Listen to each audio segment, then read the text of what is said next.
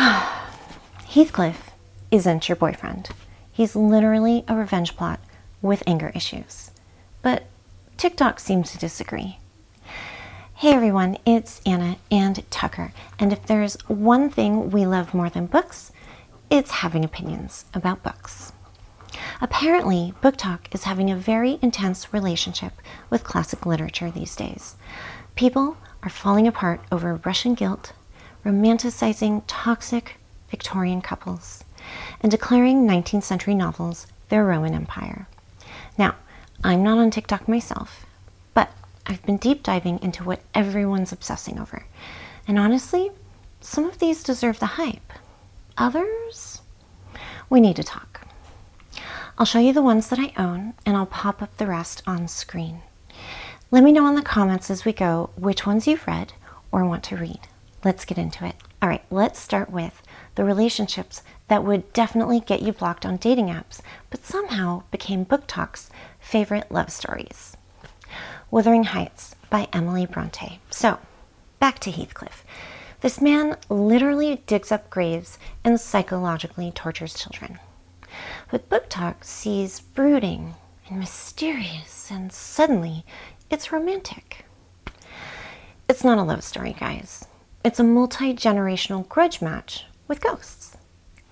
Catherine and Heathcliff are more chaos than couple, and yet you kind of get why everyone's obsessed. Mary Shelley's Frankenstein. And then we have Victor Frankenstein, possibly literature's most toxic creator in what might be the original dysfunctional relationship story. He runs from every problem he creates, including the creature he brings to life and then completely abandons. The real horror here isn't the monster.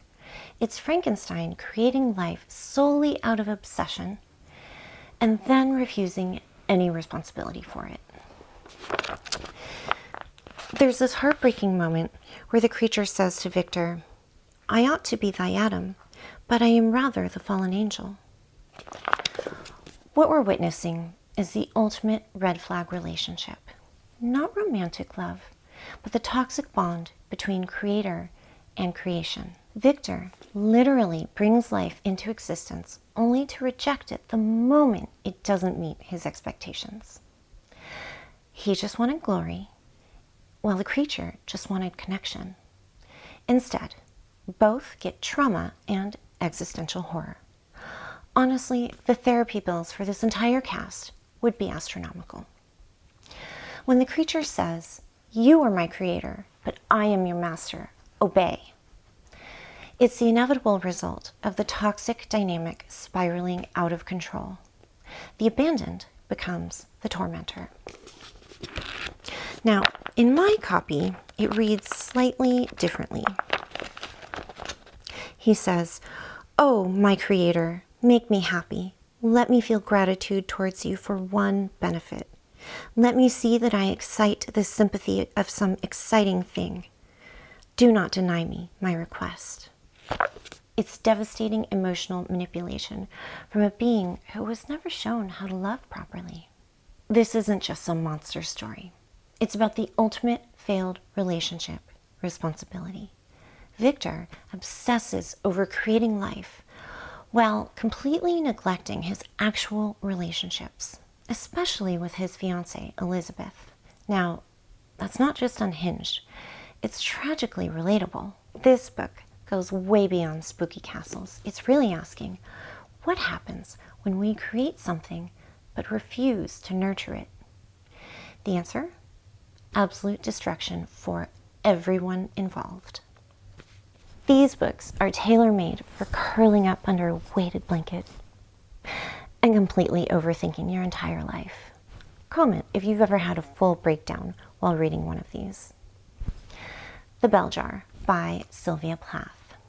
If you've ever been sad in a stylish way, this one's for you. Sylvia Plath's only novel is poetic, raw, and heartbreakingly sharp. Esther Greenwood's descent into depression is told with such clarity and detachment that it sneaks up on you. It's like watching someone spiral in slow motion, and the prose is devastatingly beautiful. What makes this hit so hard is Plath's ability to articulate feelings you didn't even know you had words for. The famous bell jar metaphor, where Esther describes her depression as being trapped under glass, watching the world but unable to fully participate. It's poetry disguised as a novel. Jane Eyre by Charlotte Brontë. Jane is one of my all-time favorite characters. She's stubborn, principled, and deeply underrated. This is a hill I will die on. There's a line that I love where she tells Rochester, "I am no bird, and no net ensnares me. I am a free human being with an independent will, which I now exert to leave you." She's in love, but she's not losing herself over it. Jane is the original "you don't own me" heroine. And when she finds out about his whole secret wife in the attic situation, she tells Rochester, "Do you think I am an automaton, a machine without feelings?" She doesn't explode. She asserts her worth calmly and fiercely. The drama is gothic, but Jane is all grounded resilience. The girl literally walks across the moors rather than compromise her principles. Also, Rochester? Problematic? Yes. Romantic? Maybe. Unforgettable? Absolutely. You know the type. Introspective, tortured, full of philosophical angst. If they existed today, they'd have very active Twitter accounts and strong opinions about everything. And yes, I still call it Twitter. Crime and Punishment by Dostoevsky. Meet Raskolnikov. He commits murder and then monologues about it for 500 pages. This is a full-on guilt trip in literary form. It's dense and philosophical, but strangely gripping. Raskolnikov is constantly trying to justify the worst decision of his life, and somehow you're rooting for him to pull it together. The psychological depth here is insane. Dostoevsky basically invented the psychological thriller. We're living inside Raskolnikov's guilt and paranoia. Every knock on the door, every conversation feels loaded with dread. It's like being trapped in someone's anxiety spiral, but make it Russian literature. Notes from Underground, also Dostoevsky. If Crime and Punishment is a breakdown, this is a full tantrum. It's short, strange, and reads like someone rage posting to a live journal account in 1864. The narrator hates himself and everyone else, and he desperately wants you to know it. This is essentially a rant by a man who's read too much philosophy and hasn't touched grass in months. He's simultaneously self-aware and completely delusional. It's uncomfortable, but you can't look away. It's bleak, strange, and strangely compelling. All right, you've seen the quotes on Pinterest boards and overly aesthetic Instagram accounts. But do these actually hold up beyond the pretty graphics? The Great Gatsby by F. Scott Fitzgerald. Now, Gatsby, you probably read this one in school. I did. But it hits different as an adult. Early on, Nick says this about Gatsby's smile. He smiled understandingly, much more than understandingly. It was one of those rare smiles with a quality of eternal reassurance. He's got charm, mystery, and maybe a little too much hope. And it's all a setup. He's chasing a dream that was never real. The American dream, but make it hollow and covered in glitter. Gatsby throws extravagant parties hoping one person will show up, and she never really does. And of course, the last line in the book might be one of the most famous in American literature. So we beat on, boats against the current, borne back ceaselessly into the past. It's poetic and crushing. The illusion, the longing, the complete emotional wreckage. That's why this one won't stop trending.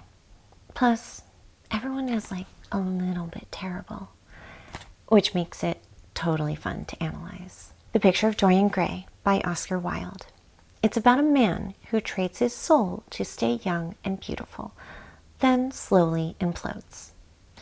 Basically, Instagram before filters existed. Wilde's wit is unmatched, and every line is quotable, which is why your feed is probably full of Dorian Gray quotes right now. But here's the thing, it's not just about vanity.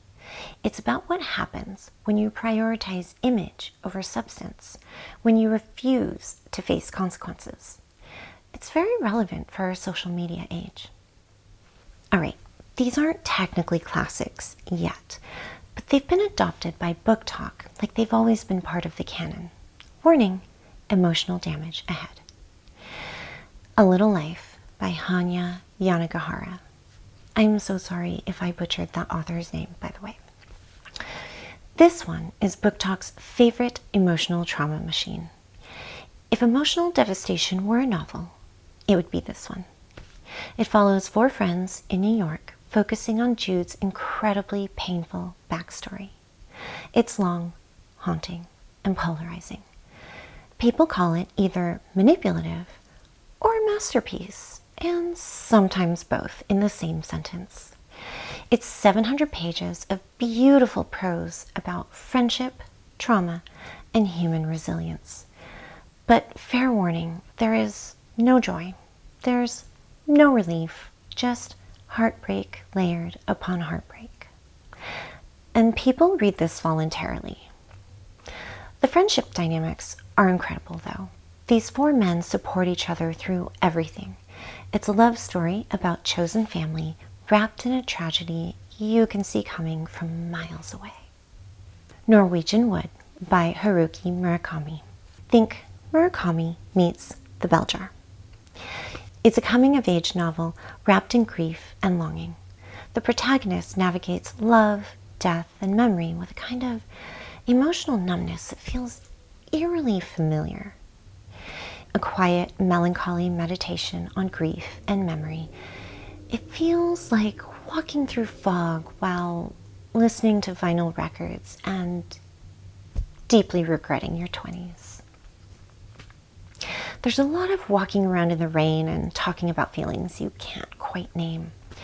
Peak sad boy energy, but make it Japanese literature this time. So, are these classics actually worth the BookTok hype? Honestly, most of them, yeah. Some are genuinely masterpieces that deserve their moment. Others might just be really good at emotional manipulation. But hey, sometimes that's exactly what we need. Here's what I want to know from you. Which of these completely destroyed you emotionally? Which one surprised you? And if you haven't read any of these yet, which category are you most curious about? Let me know in the comments. I do read every single one, you know. If you're just getting into classics or want more recommendations, I have videos on both must-read classics for this year and some incredible obscure ones that deserve more attention. I'll link those in the description box below. And if you enjoyed this kind of literary deep dive, I've got a whole series exploring literary history coming up, starting with the evolution of vampires in literature, from Gothic origins to modern obsessions, because apparently we never got over our thing for morally questionable immortals. Thank you so much for watching. I really appreciate all the support. And if you enjoyed this kind of bookish chaos mixed with actual analysis, please feel free to like and subscribe to my channel. I will see you next time. Take care. Have a great day. Bye. Come here. Over here. Right here. No, no, no. Sit. Come here. Scoot your butt. Scoot your butt. No. Tucker, stand up. Stand. Back. Yeah, okay. No, no, no. Sit. Tucker, sit. Yep. Up. Yeah. Stand up. There you go. Hi, Bonnie. Oh, yes. Who's the best puppy ever? Who's the best? Yeah? Is Tucker the best? Is Tucker the best? Yeah. You're gonna have to do a little less leaning, Tucker. I know you're like really, yeah. Okay, now you're covering the microphone. Oh, okay. Now we're no, Tucker, sit. Good boy. Okay. All right. Hold on. Here. Look that way. Look that. Say hi. Say hello. Okay, Tucker. Okay. No. Tucker, get up. No, Tucker. Come on. No. I know. Dude, you've been napping all day, man. Tucker. It's okay. Stay like that. You're good.